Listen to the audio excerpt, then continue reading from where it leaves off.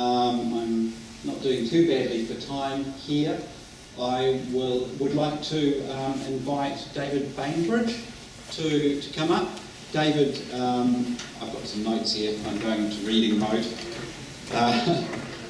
So David, my speakers have provided all their own bios. So David has more than 30 years experience, I don't normally put a number on these things now, in the information industry, combining a technical software development background with a strong business focus. He founded a very successful Software Consultants Limited, which was sold in 2002 to a major player in the industry now.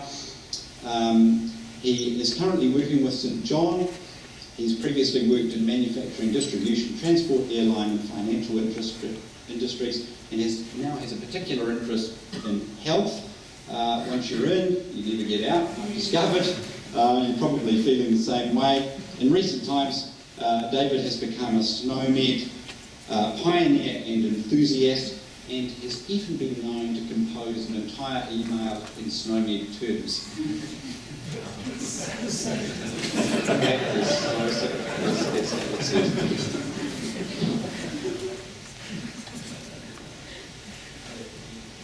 So, Nicky, why are you up there, David?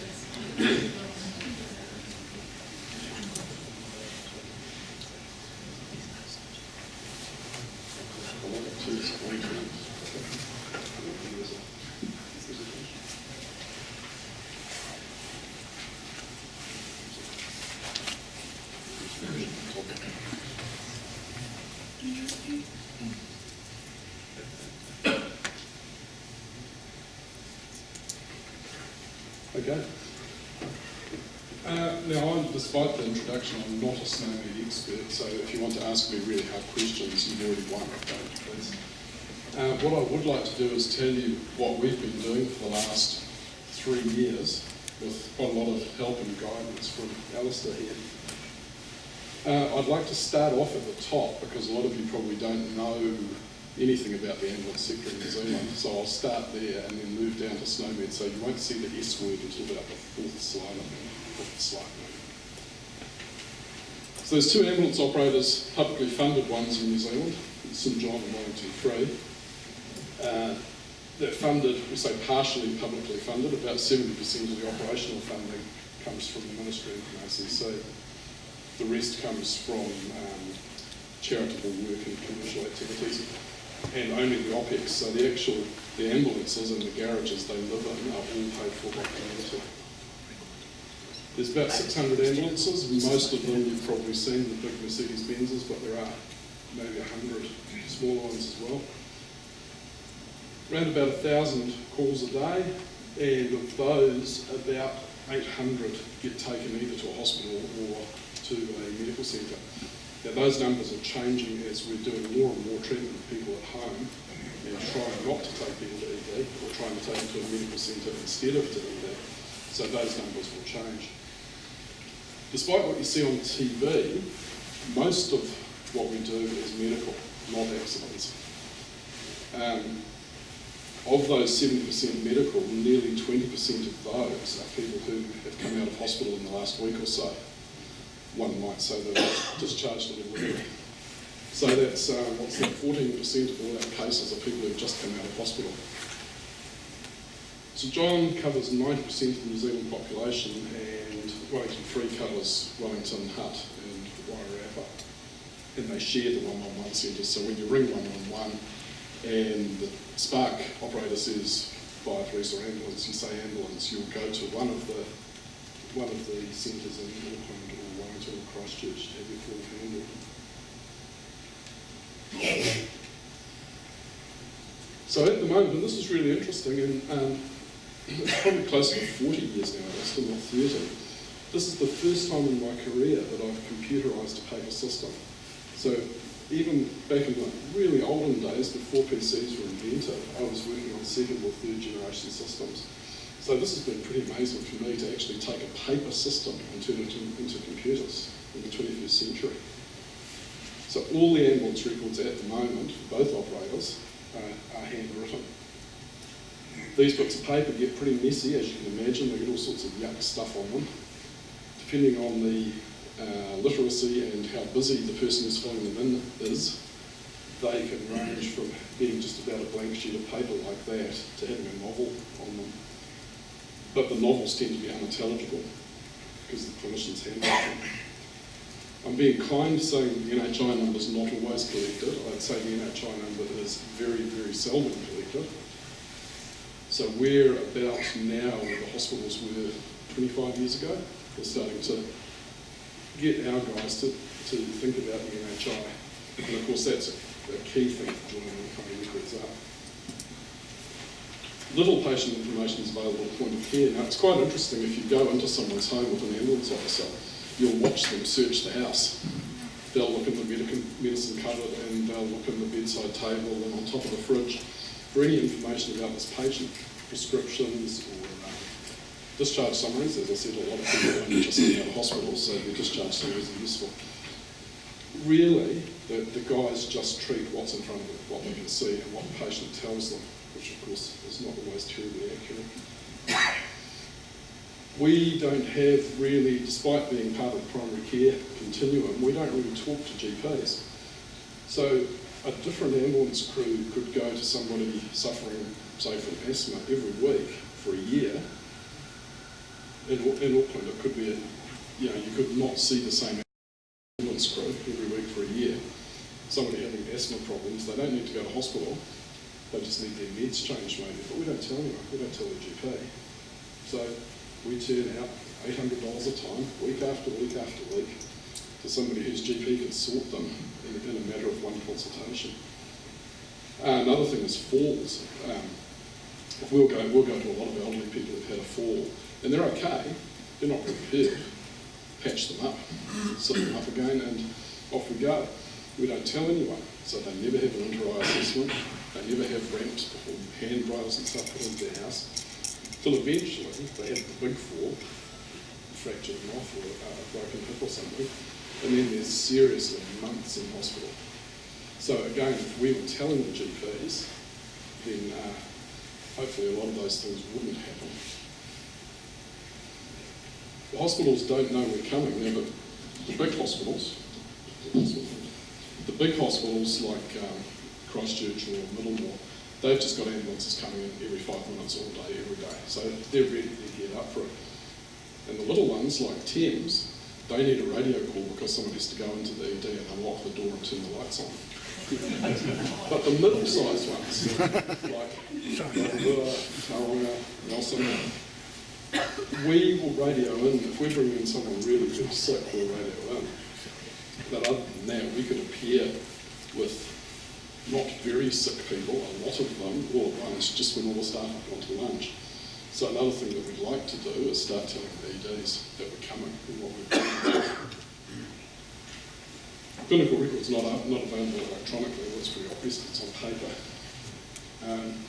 We don't know what happens. The only thing we know what happens is cardiac arrest, because we've got 2 people full-time who go by hand through the cardiac arrest records and phone up each hospital and ask what happened to that particular patient.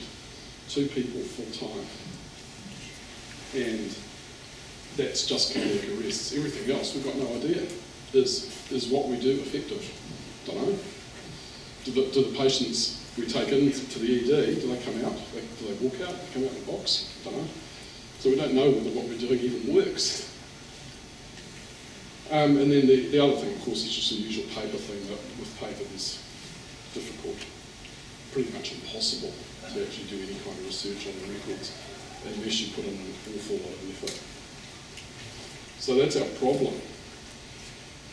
Our solution is we brought this system from an Irish company called Bainbridge Technologies, and it's actually 2 systems in one. There's 2 Samsung Galaxy tablets in each ambulance, one at the front that tells them where to go and has sat-nav and all that palaver on it, and the other one in the back is the clinical record.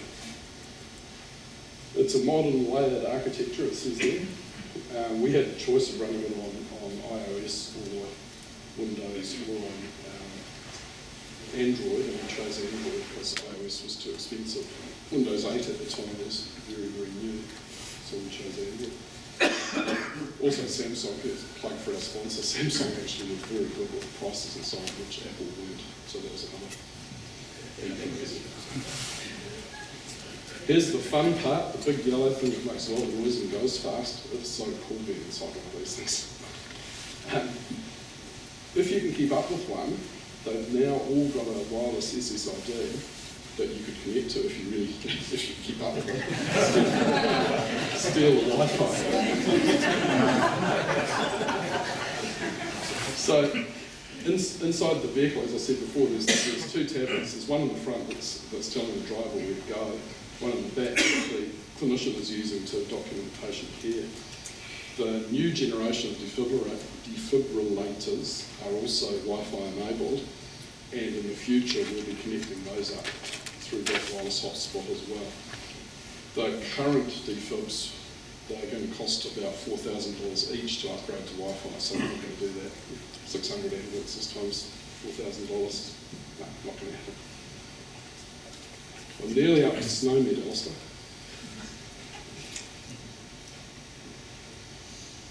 So first, just before standards, before SNOMED, I'll just quickly talk about standards. We've built everything here on standards. We've got our own, very own ISO standard called 10052, which is the ambulance care summary standard. And that's very much based on the e-discharge. So the ambulance record that's going out there into the wild is actually very, very similar to an electronic discharge summary, the same sort of sections, the same sort of information. Not fire compliant, because when we started this, the fire hadn't been lit, I don't think.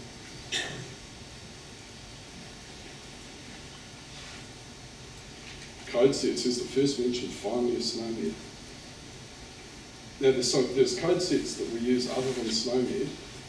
There's some ambulance-specific ones like the status, which the EDs use as well, where 0 means deceased, 1 means very, very ill, 3 to 4, there's not much wrong with them at all.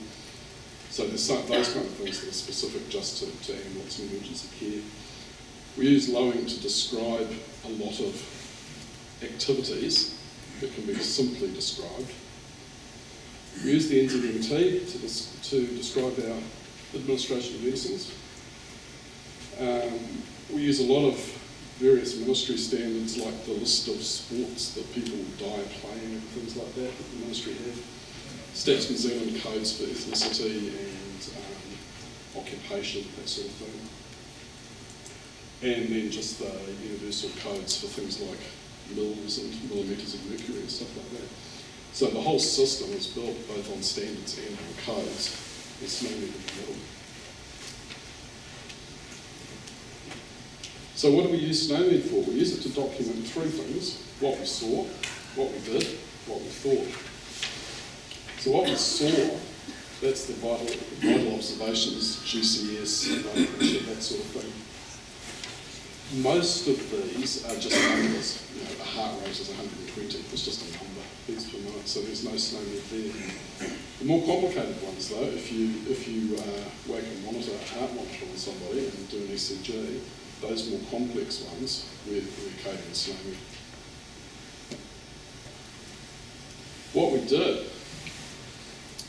splits into 2 things really. We give people medicine, and that's SNOMED coded, or NZMT coded, which I guess is the same thing. You'll notice, I think there's somebody here from the formulary, we've used the codes for the big long name, which includes the size of the packet and all that. But we haven't actually used that in the description because people found it confusing. If you said levomisol 10 milligrams per 100 mils, dispensed 400 mils, it was quite confusing. So how much did you give the guy? 40 milligrams, 100 mils, 200 mils? So we actually took the packaging stuff off the descriptions and just used the description of the drugs.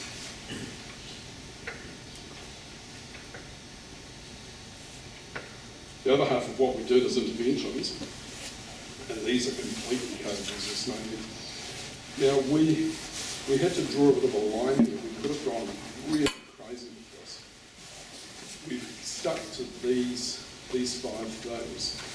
there's a lot of other things we could do. For example, a chest decompression, he used a blade or a needle to do it. We have actually recorded that in our system, but we're not coding that. If anybody suddenly wants to do a study on chest decompressions, blades versus needles, which one's better? Well, we could, I guess, go back and retro-code it. Because we're breaking new ground with this, we don't actually really know. We don't know how far to go with the coding. So for the moment, we've gone to this point. The last thing is what we thought, which Alistair touched on earlier, the work done by Tom and Andrew down in Nelson. So they got 23,000 reasons out of the 400 and whatever thousand SNOMED concepts. And we thought that was a bit much to fit onto a little tablet and have an ambulance officer trying to work through to describe why they're taking someone to hospital. So our researchers, they went through and they cut it down to, 465 reasons. So what we've done is we've got an ambulance output subset of the ED input. So every one of our outputs corresponds to an ED input. We separate medical and trauma, and the trauma ones we've mapped to the read codes because one of our major funders wants us to report using read codes, apparently. But that's okay. The ambulance officers used to carry a little book of not a little book actually, quite a fat book of read codes with them. So they don't have to do that anymore. They just select something off the tablet and the system as a background matches it back to a read code for them. You can have more than one clinical impression. You have a heart attack that makes you crash your car and you break your leg, that sort of thing. So any number of clinical impressions and mixing up medical and trauma ones, it's all fine. We've introduced this term clinical impression because our guys are not doctors, they don't actually make diagnoses, but what we'd like them to do is get really, really close to making a diagnosis. I said not a presenting complaint, you'd be surprised how many of them are, I feel a bit sick. Well, it's not really much of a presenting complaint, is it? A symptom might be a runny nose, or an observation might be a wheeze. Well, none of those are really helping an ED doctor. What's wrong with this patient? The clinical impression is it's an asthma attack. So we're trying to get our guys to write down that the problem is an asthma attack. It's not a wheeze or a runny nose or whatever.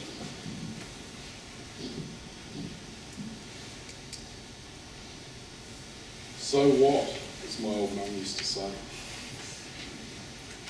There's a few things we can do with this information. The first thing is the transfer of care. So transfer of care at the hospital or at a medical centre, we can actually integrate the hospital system into our system. So the data stays in our system and the hospital system can look at it, pull stuff out. So this is actually at the point of transfer of care, the ED physician has the access to our system. Patients that we leave at home, and more and more often we're trying to do that, it's almost a delayed transfer of care. So it might be 3 or 4 days later the GP can look it up if they turn up to their GP. Also, chronically ill people or end-of-life care people, the ambulance becomes an ad hoc member of the shared care team. So they come in, fill the patient up with painkillers and go away again. What we can do now, or we'll be able to do, is actually leave that information for the other members of the shared care team. And a bit further down the track, we'll be able to see the other shared care team notes as well. There's a few other things here with the information sharing that would be really, really helpful, like mentally ill patients who are distressed. What we do with them at the moment is called COPS. If we knew that they had a crisis plan, we don't even need to know what it is, just a phone number, who to call, would be better than calling the cops if someone who's badly distressed.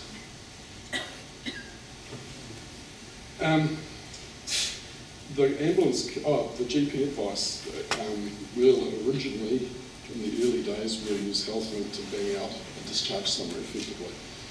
The longer term, when Alistair's grand health information exchange comes online, people can subscribe to that for information about their patients, and then we can drop the HL7 2.1 messaging. David. Finished? I think we're operating a, what's that program where they cut them short? So please This is the excuse last my... page anyway. No, you're off. I'm off. Okay. You've got one question, make it an easy one.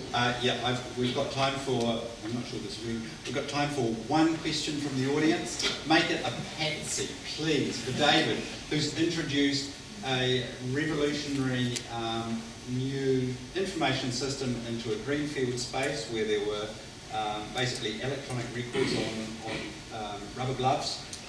I understand is the way it worked. So a patsy question for David. David, look, I'd encourage you to submit the NPRE as a contender for the Clinicians Challenge this year. Have we got a question for David? Yep. Great. Since no one else is asking. Yeah. So when do my GP start seeing your your discharge summaries? Well, that's really interesting. Our friends at the ministry, because as I said, we're 25 years behind the health sector with starting to use the NHI.